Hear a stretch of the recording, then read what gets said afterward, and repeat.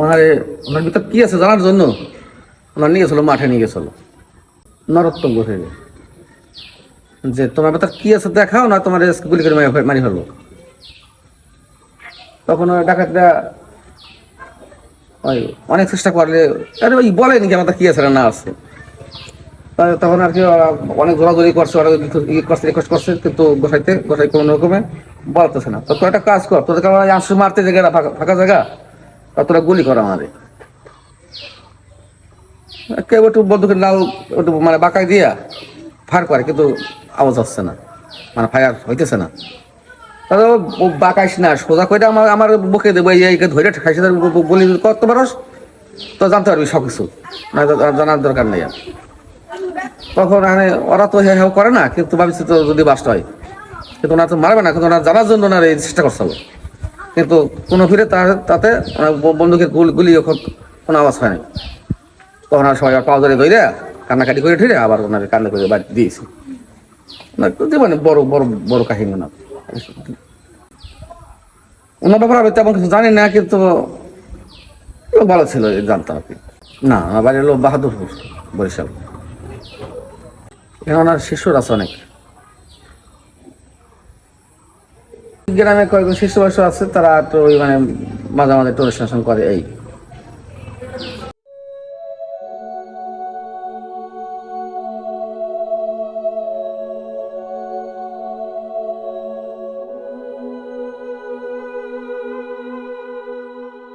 কিন্তু পুস্তক তেমন ভালো ওঠে নাই, অদ্ভুত চেহারা ছিল, খালি হলুদ শাড়ি পরতো আর মহিলাদের কাপড় পরতো, কিন্তু চাকাটি দিলে তো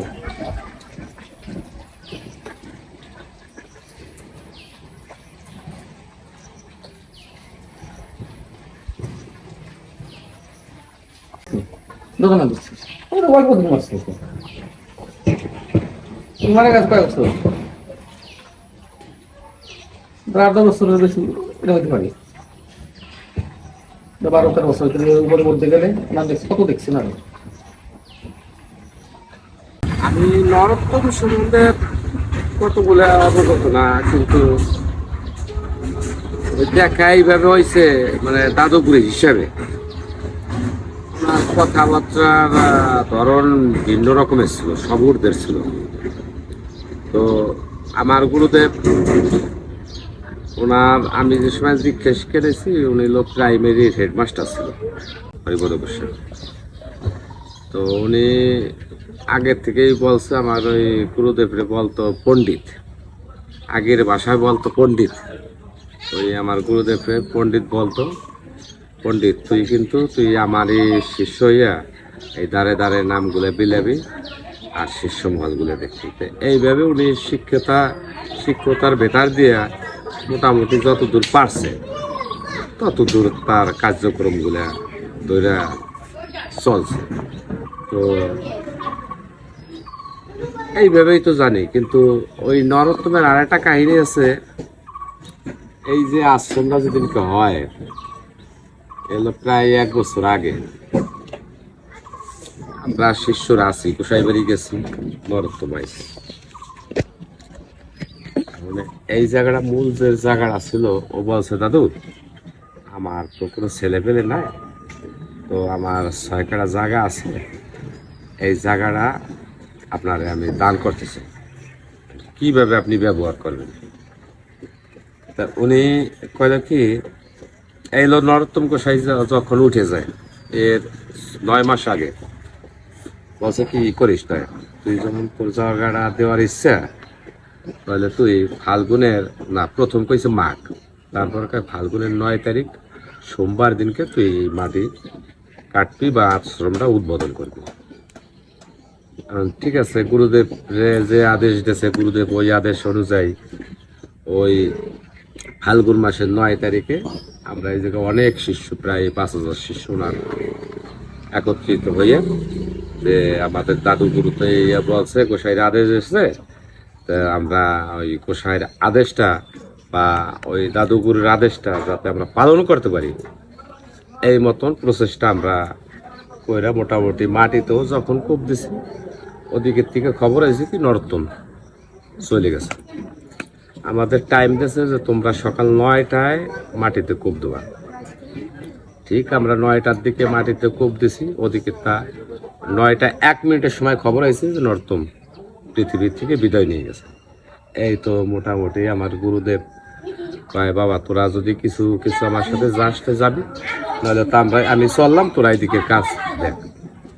এই ব্যাপার কিছু এই পর্যন্তই তো ওনার সম্বন্ধে আমার জানা মতে। তবে আমার গুরুদেব এত গুরু নিয়ে যেত মহাপাপ। আমরা হিন্দু শাস্ত্রে যেটা জানি যে যার কাছটা দীক্ষা শিখে নেয় তার গুরুর মন্দ আসলে হয়তো ওই জায়গায় প্রতিবাদ করতে হবে, তো সরে আসতে হবে।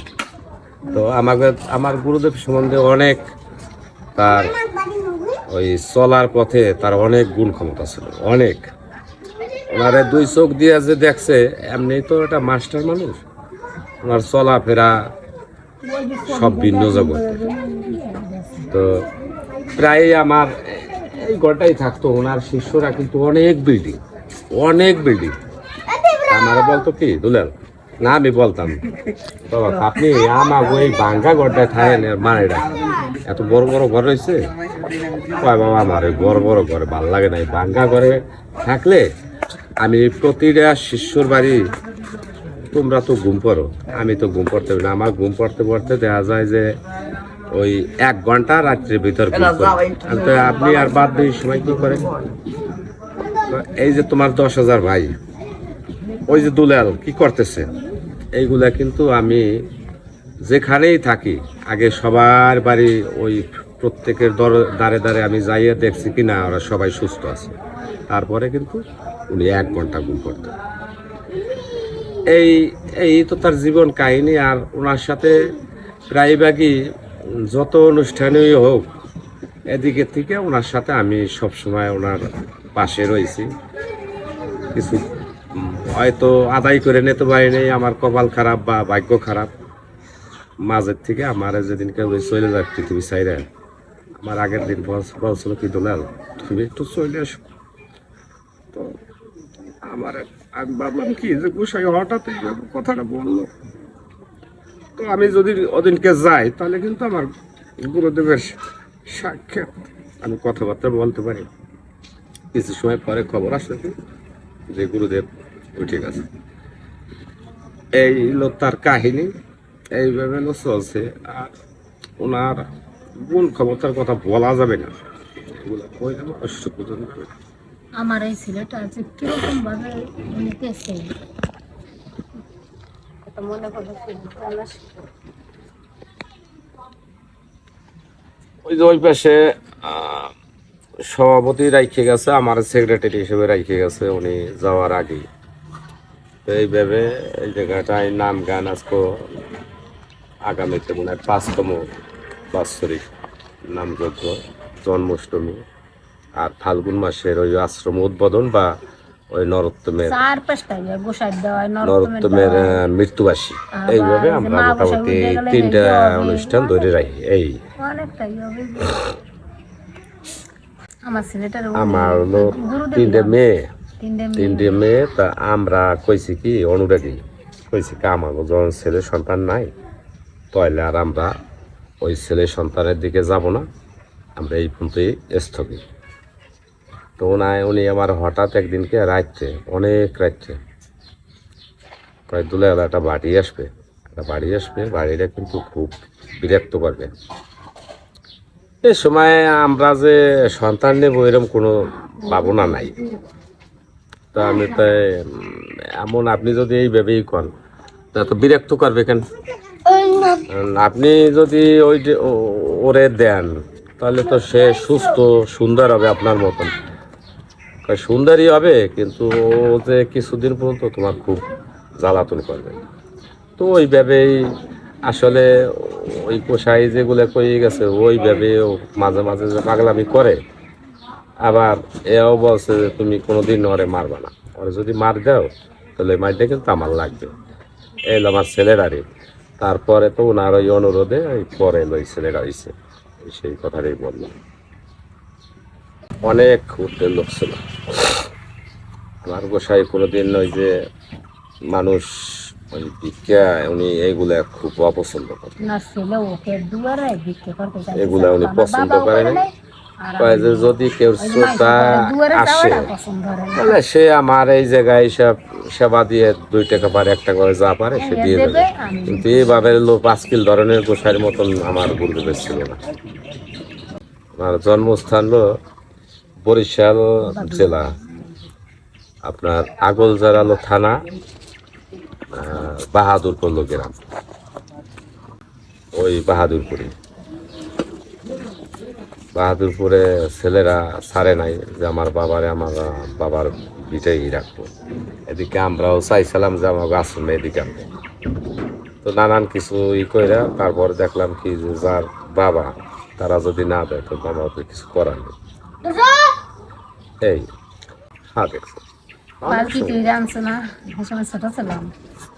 পালকি তুই অনেক দেখছি। শরীর কি সুন্দর ছিল, কাজ চাউল দিন খুব বকাবকি করতো। শাঁকা শুকে ছিল কত। আপনি দেখছেন অনেক বকাবকি করতো।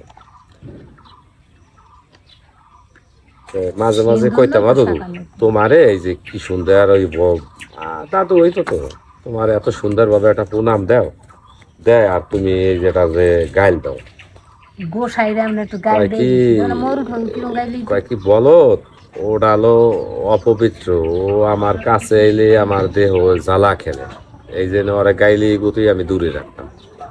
তো এই একটা ওনারই পাইছি যে ওনার গাইলের উদ্দেশ্যটা কি।